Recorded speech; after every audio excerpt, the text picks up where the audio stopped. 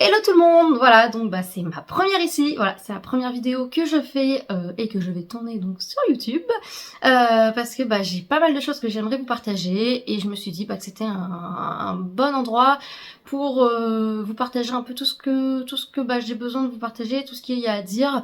Il y a pas mal de thèmes dont j'aimerais aborder et voilà, c'est tout nouveau pour moi. Je trouve que c'est plutôt pas mal parce que écrire c'est toujours un peu long alors que parler, là je suis devant vous. Et je vous explique les choses donc en réel, en face to face. Donc là c'est la première fois que je le fais, donc forcément aujourd'hui je suis pas forcément des plus à l'aise, mais j'espère l'être pour les prochaines. Voilà, là j'ai pas mal, là c'était juste pour m'introduire. Voilà, moi je m'appelle Amandine, voilà, j'ai eu un parcours professionnel assez chargé dont je vous parlerai par la suite parce que là c'est pas le sujet, juste pour vous informer que là je fais des études dans la communication. Donc d'où aussi le fait de faire des vidéos parce que j'aime bien communiquer, voilà, tout simplement. Voilà, donc du coup je vais commencer par vous faire une série de vidéos sur le thème des constructions de maisons. Parce que je suis en plein dedans, j'ai fait construire ma maison. Là, du coup, je suis installée depuis l'été dernier dedans. Et il y a pas mal de choses que j'aurais aimé savoir avant de me lancer là-dedans. Donc si vous avez ce projet de faire construire, je pense que il y a des choses que vous ne savez peut-être pas forcément, qu'on vous a pas forcément dit. Il y a beaucoup de surprises, beaucoup de choses auxquelles on ne s'attend pas. Et donc j'aimerais vous donner les conseils. Les conseils parce que forcément, voilà, c'est obligé quoi. Il y a des choses à dire. Donc je vais vous partager mon expérience.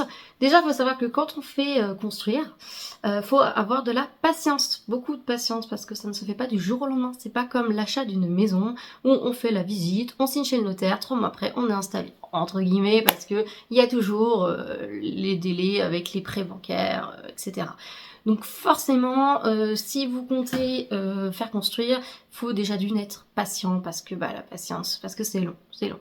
On vous indique des délais qui ne sont jamais respectés, on vous indique des horaires qui ne sont jamais respectés, on vous ne donne pas toutes les informations, vous n'êtes pas forcément au courant de tout ce qui est fait. Donc voilà, déjà ça c'est le maître mot, être patient. Pour vous informer que moi j'ai trouvé mon terrain après quelques mois de recherche en décembre, juste avant Noël 2020. J'ai signé en mars 2021 et ensuite le temps d'avoir l'accord du permis de construire, ce qui a été très long. On a eu des soucis parce que les constructeurs ils ont pas toujours bien respecté, il y avait des papiers qui n'étaient pas bien remplis, enfin voilà, on avait une charte à respecter qui était immense. Donc on l'a eu que fin janvier 2022. Donc voilà, il s'est comme j'ai plus d'un an entre le moment où j'ai trouvé le terrain, enfin où on a trouvé le terrain, le moment où on a signé chez le notaire, donc on a fait la demande du prêt à la banque, le moment où on a fait débloquer, enfin le moment où on a échangé, enfin voilà, il y a eu beaucoup de choses. En plus de ça, quand on trouve le terrain, c'est bien, ok c'est cool, t'as ton terrain, mais faut aller voir la banque pour savoir ce que t'as le droit. Ton budget. Donc je pense qu'il faut commencer peut-être aussi pour savoir ton budget parce que quand tu fais construire, le budget est pas forcément pareil qu'une maison. Parce que quand tu achètes une maison, après tu estimes tes travaux, tu les fais pas, t'es déjà dans la maison. Quand tu fais construire, tu pars de zéro. Donc faut savoir qu'il y a des taxes, il y a des prix qui vont arriver par la suite dont tu n'es pas au courant quand tu ne connais pas. Et que si le constructeur ne te le dit pas, et tu te retrouves emmerdé si tu n'as pas prévu le budget. Donc ça c'était hyper important, nous on ne le savait pas, donc on s'est retrouvés assez emmerdés. Alors donc le constructeur, faut le trouver, faut trouver le bon constructeur et il ne faut pas se jeter sur le premier constructeur venu. Voilà, il faut faire plusieurs estimations, faut aller voir plusieurs constructeurs, faut voir ce qui peut être fait ou ce qui ne peut pas être fait. Parce qu'en fait, si vous allez voir le premier qui vous dit, il vous fait un super tarif, vous êtes content, sauf qu'après, il y a les options et les trucs quoi, qui sont pas dedans, ou voilà, et vous vous retrouvez avec une maison où il n'y a pas forcément ce que vous voulez par la suite. Vous êtes choqué, vous dites merde. Ce qui nous est arrivé. Donc voilà, j'en parlerai par la suite. C'est pas le sujet pour le moment, mais voilà, faut tomber sur les bons constructeurs. Donc le mieux c'est de faire plusieurs devis, plusieurs estimations chez plusieurs constructeurs avant d'en signer chez un seul, pour être sûr d'être cohérent dans ce que on veut, dans ce que vous voulez, être cohérent dans ce qu'ils nous disent, parce que si un constructeur nous informe de quelque chose et qu'un autre s'informe de quelque chose d'autre, on se dit pourquoi lui nous l'a pas dit. Voilà. Il y en a qui proposent des options, d'autres qui n'en proposent pas. Là, faut être sûr de soi, donc faut pas se jeter directement. Nous, on avait cherché un constructeur seulement, on a fait qu'une seule estimation, on a signé chez eux, et malheureusement malheureusement il y a des choses dont on n'était pas au courant et que j'ai appris par la suite que ils auraient dû nous le dire. Voilà, faut quand même réfléchir, faut faire plusieurs devis et ensuite dès que c'est fait, et bah signer, voilà, j'ai ça. Mais quand on va signer en fait, quand on a l'offre de prêt qui est acceptée et qu'on a ensuite le constructeur, il faut aller chez le notaire en fait pour signer officiellement donc le terrain. Après, ce qu'il faut savoir, c'est que faut quand même s'y connaître parce que j'avoue que moi sur le papier, le plan me plaisait, franchement super bien. Et en fait, il y a des détails qu'on n'a pas fait attention et quand on s'est retrouvé le jour même, bah voilà, on s'est dit mince, il manque pas mal de choses. Donc on était assez déçus. Après, il y a des choses qu'on a relues et qu'on s'est dit ah ok, donc en fait c'était noté, mais en fait ils auraient tenu de nous le redire. Sur le papier et la réalité, il y a quand même deux choses bien distinctes à se dire. Sur le papier, ça paraît super beau, mais en réalité, voilà, il y a deux choses, c'est pas pareil du tout. Donc quand tu te fais une idée en tête de quelque chose de neuf, sachant que moi j'avais déjà eu un appart tout neuf, mon premier appartement que j'ai vécu, c'était un appartement tout neuf, mais alors trop beau. C'est-à-dire que bah du coup j'étais un appartement qui faisait un peu maison, j'étais dans une copropriété. J'avais un petit jardin, j'avais 2 chambres, j'avais une grande salle de bain avec une grande baignoire, j'avais des grandes toilettes super larges parce qu'il y avait la machine à laver.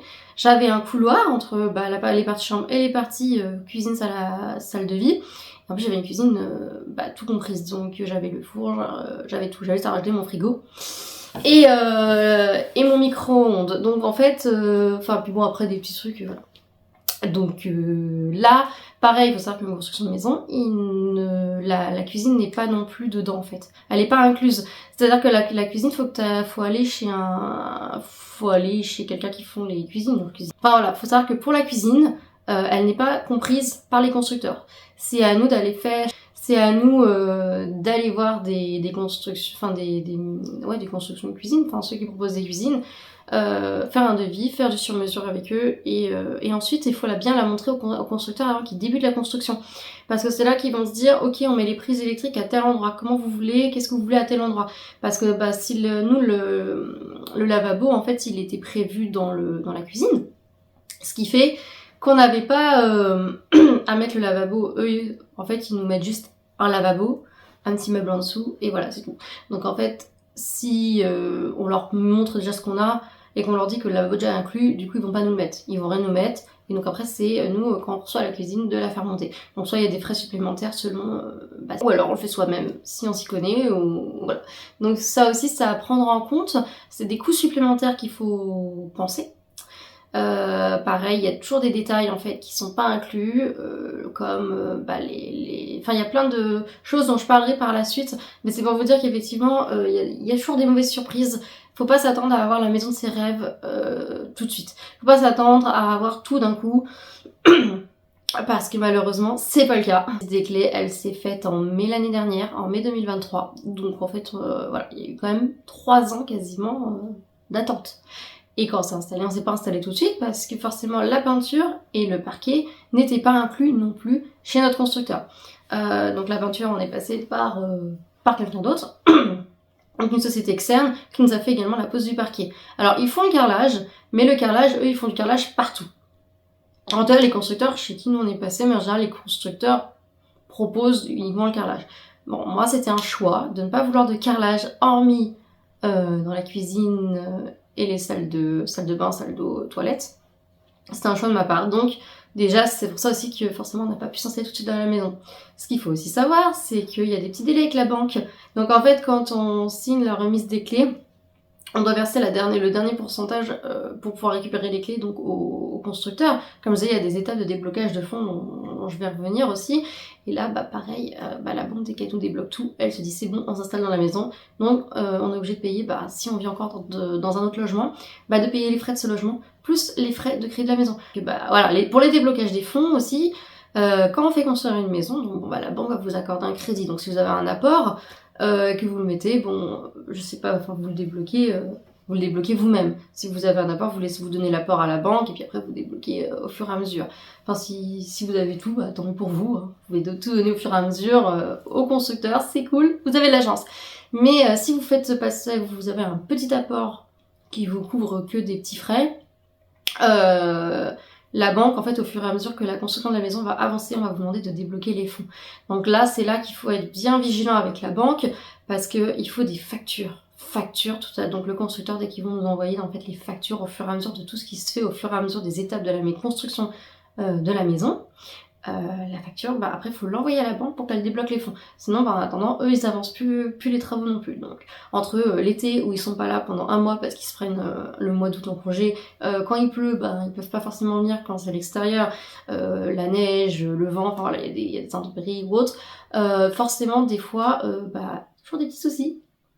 Et voilà, faut savoir, je voulais revenir aussi sur un point par rapport quand on fait construire par une maison, par rapport à l'achat. C'est les frais de notaire. Ça, par contre, c'est assez avantageux dans le sens où les frais de notaire, quand vous achetez une maison, c'est certains pourcentages des frais de l'achat de la maison. Donc ça revient quand même vite assez cher.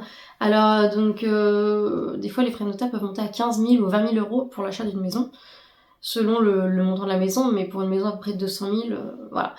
Alors que quand on passe par la construction de maison, les frais de notaire passent que par le terrain. Donc forcément déjà, on est sur du moins de 10 000 euros. Donc déjà, on économise là-dessus. Et fiscalement aussi, on a des avantages. Par la suite, on est déduit des impôts.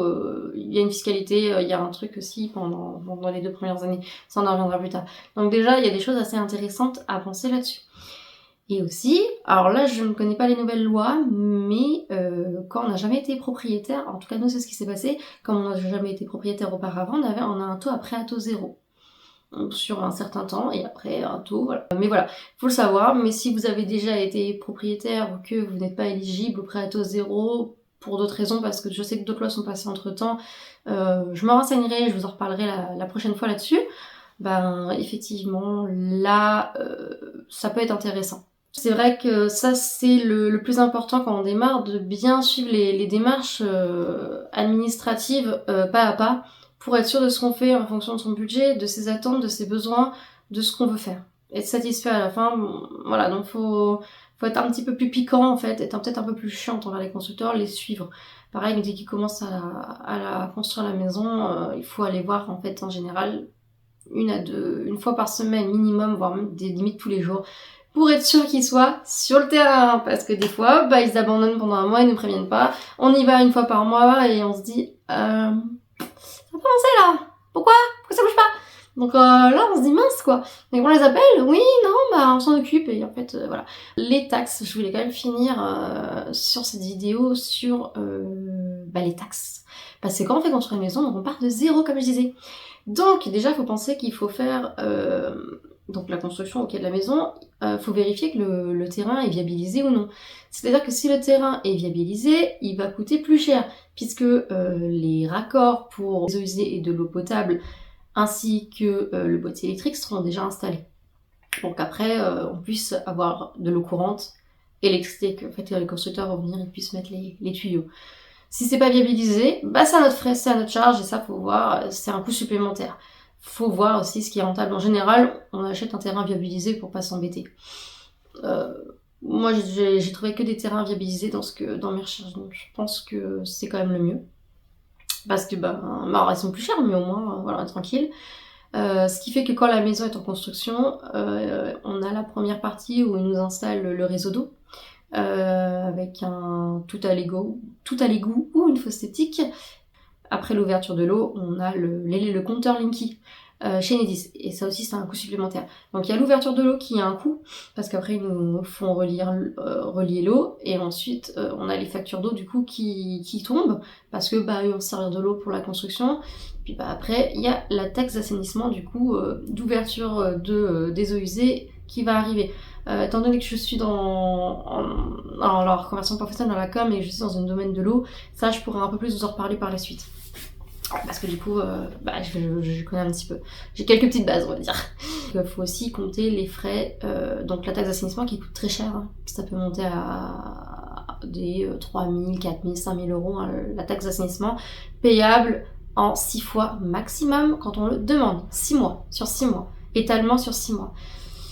Donc voilà, ça faut le penser, parce que sinon c'est compliqué. Et il y a le compteur Linky à faire installer par Enedis pour ensuite appeler son fournisseur électrique pour faire l'ouverture de l'électricité. Et ça, Enedis en général nous prend à peu près 350 euros, à peu près, hein, entre 300 et 350 euros pour la mise en service du compteur Linky. Puis bon, bah après, il y a l'ouverture de la facture. Après, bon, bah ça c'est en fonction de votre fournisseur électrique, ce que vous voulez, heure pleine, heure creuse, voilà, vous faites ce que vous voulez. Et après, on a aussi la taxe d'aménagement. Et la taxe d'aménagement, ça a un coût. La taxe d'aménagement est obligatoire pour les constructions petites ou grandes, enfin à partir d'un certain mètre carré, et selon la zone où on habite, qu'à un certain montant. Et elle est payable en 2 fois uniquement. 2 fois. Donc en fait, il la donne normalement 1 an, 6 mois après l'accord du permis de construire, et 6 mois à 1 an après pour la deuxième partie à payer. Donc ça peut monter à 10 000 euros après. Aux alentours entre 5 et 10 000 euros, 5 000 et 10 000 selon où vous vous situez. Voilà, donc c'est énormément de budget. Et encore là, j'ai pas tout compté, là je voulais vraiment vous donner des conseils que moi je n'ai pas eu. Je n'étais pas au courant pour certaines choses sur ces taxes-là. Voilà, moi j'avais, quand avec mon compagnon, donc on a décidé de faire construire, on a juste fait les calculs de l'échéancier à rembourser tous les mois, donc avec notre budget, et on avait compté nos frais à côté, à peu près les charges, combien on en aurait. Voilà, on n'avait pas compté ce qui allait tomber à côté, sachant qu'il y a aussi la taxe foncière. Bon, ça on savait, la taxe foncière qui va être chère. Et nos impôts. Ça, après, les impôts, je pense qu'on en a tous, enfin à peu près tous à payer. Donc ça, on n'y peut rien. Donc c'est des petites surprises et c'est des choses auxquelles voilà, j'aurais aimé être au courant parce que je me serais peut-être pas lancée tout de suite dedans.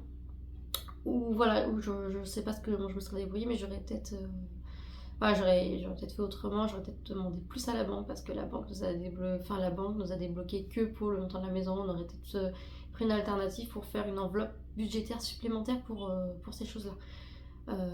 Voilà, c'est juste pour pas être emmerdé quand ça tombe parce que ça fait des frais à rajouter et il faut vérifier qu'on peut financièrement les assumer en fait. Voilà, je pense que là pour une première vidéo je vous ai à peu près donné les conseils principaux administratifs et les démarches à suivre. Et la prochaine fois, je vous donnerai un peu les étapes de ce qui se passe en fait quand ça commence. Quand la construction commence, ce qu'il faut suivre, dans quel ordre et bien vérifier que c'est bien fait, sinon il y a des petits soucis aussi sur le terrain. Parce que ça aussi, on a eu beaucoup de surprises et je pense qu'on n'est pas les seuls. Hein. Ce qu'on fait construire, que ce soit mes voisins ou que ce soit d'autres gens, on est tous passés par là. Donc ça, je vous en parlerai dans une prochaine vidéo bientôt. Voilà. Et puis j'espère que ça vous plaira. N'hésitez pas du coup à me suivre, n'hésitez pas si vous avez aimé à aimer, mettez un petit j'aime et puis on se retrouve bientôt. Et puis s'il y a le moindre commentaire constructif, je suis preneuse.